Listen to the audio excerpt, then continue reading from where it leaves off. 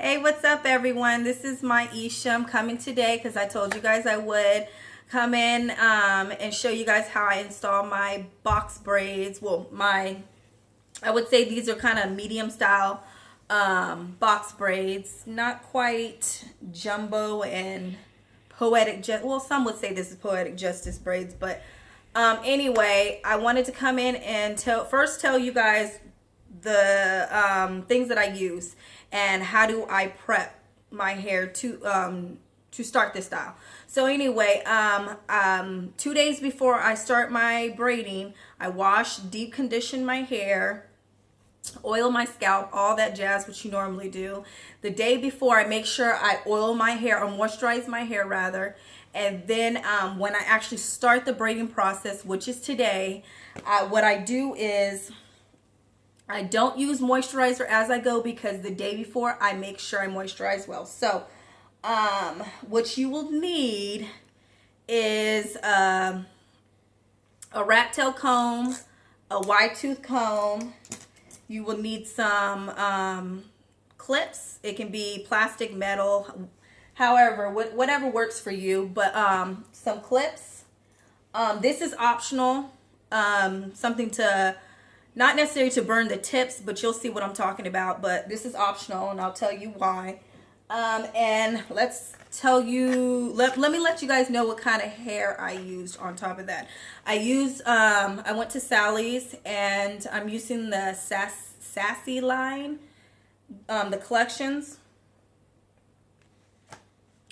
And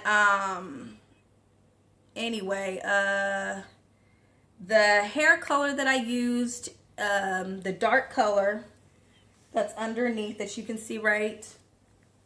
I'm sure if I flip it, you can see it. The dark color is a 4 and the light color I have is a 30.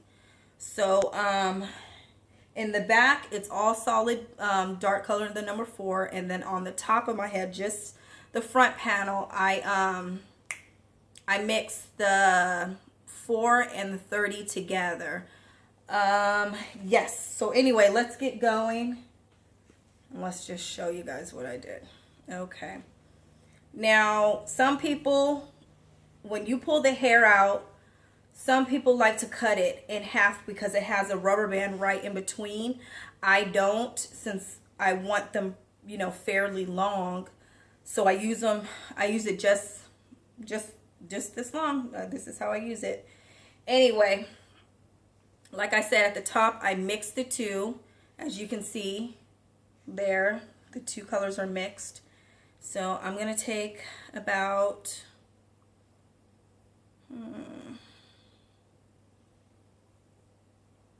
maybe about this much right here. Okay. And how I install it is, when we pull this out. Oh yeah, this is another thing that I need to let you guys know. This is optional. Not everybody does this, but I have seen a few ladies do this where they put the rubber band at the top. And this is a technique that my mom has been doing ever since I was a little girl. And it worked for her. I never knew really why she did it, but I started doing it, and for me, it works so much better than just parting and letting the hair be and trying to grab. For me, I have small hands, so it's hard for me to maneuver a lot of hair and actually get it in and make sure it's up to my root tight. So I might need to ask my mom, is that the reason why she did it? But for me, it just works better because I know that I can, when this rubber band's up there, it brings the hair together and it's easier to loop the hair on there. So anyway, let's go. Okay. Can you get a little closer, please? Okay. So you're going to take the hair and you're going to loop it. I'm going to show you exactly. This is my hair. These two pieces down here, right here, 1, 2, are the fake hair, okay, the braiding hair. What you're going to do is, since you have 3 pieces, what you need to actually braid hair, you're going to just start the braiding, okay? You're just going to start braiding like you would normally braid, okay? Okay. And just like this. And what I do is I do a couple strokes in this position.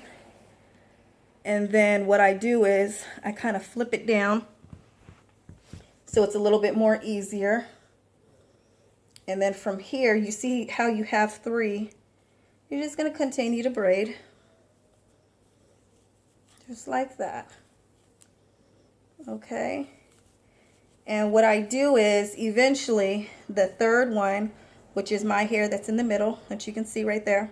It's going to, obviously, my hair is not as long as the synthetic, the fake hair. So what I do is take a little bit from one end and add it with my hair. Okay. A couple more strokes down. Then I'll do the same thing with the other hair that I didn't borrow from. Take a little bit of that hair, just like that, pull it through, and just braid it down. Okay. And this is the part, once you actually get the hair on there, this is the part that is just annoying, because you know, depending on how long you want your hair. And yeah, so there's many different ways in installing these braids in. And you, I mean, honestly, you just have to figure out what's going to work for you. Because for me, normally people, when they learn how to braid, they learn on someone else's head. But for me, I didn't have anybody really to learn on when I was younger. I learned on myself. So I think that's the best thing to do, is learn on yourself how to install braids, and you will pretty much know how to install it on somebody else. Now, granted, when you're doing it on yourself, your hands are in different positions, but you will get the concept on how to install it for your client, whoever you are gonna, you know, braid. Or I don't know if you can see all that. So I'm almost getting to the end. Almost there. Okay. Now, once you get down to the end, this is optional. Back in the 90s, what did we do? We burned the ends. I never really liked that burned end look. To me, honestly, it looked kind of tacky. But I did rock it. I can't say back in the day. But if you're going for that look, to each his own. You know, I just don't like that look, because when you get that burnt look, you know, eventually you start picking up lint. Eventually lint will get stuck on those burnt pieces, and that don't look good. But so anyway, this was optional. What I saw one lady do on YouTube, and I thought it was kind of a neat idea. If you don't want your braids to unravel right away before you dip your hair in the hot boiling water at the end, this is a neat way to keep it from unraveling until then. You're going to take your lighter and only do it to the bottom. Please don't go all the way up here where your hair is, because you will burn your hair. And when you take them jokers out, you ain't going to have no hair. Well, your hair is going to be falling with the braid, with the fake hair. So please don't do that. So anyway, just take this real quickly, both sides. And it just kind of helps seal it in. So you don't have to worry about it unraveling or anything like that. And it doesn't look bad or anything. So check that out. And here we go. Okay, so we're all finished.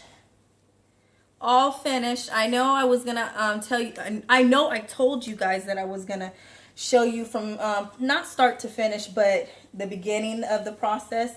And to be honest with you, I wanted to get going. You know, I just really wanted to get going. So therefore, I wanted to come in at the end and show you guys. So this is what I'm going to turn around so that my camera person can take a video of it. But this is what it looks like. Let me turn around. Can you stand up with me, please? Okay. This is what it looks like down. And it's really long. And am I going to keep it this length? Yes, I will. I'm going to, once once I get to it today, and I'll come back and do a video on it, another video on my hair, the aftermath. I'm gonna dip my hair because I don't want it to stay this kind of fluffy look. Kind of want it to be more that it looks like it's more tapered at the ends. But this is what it looks like, you guys, and I am so excited to have my hair done because y'all know y'all been seeing me with those gangsta braids, aka OG, triple OG, what my husband calls them, whatever, Queen Latifah braids, whatever.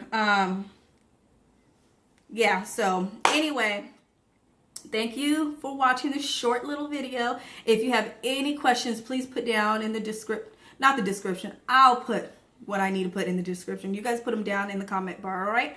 Talk to you guys soon. Bye.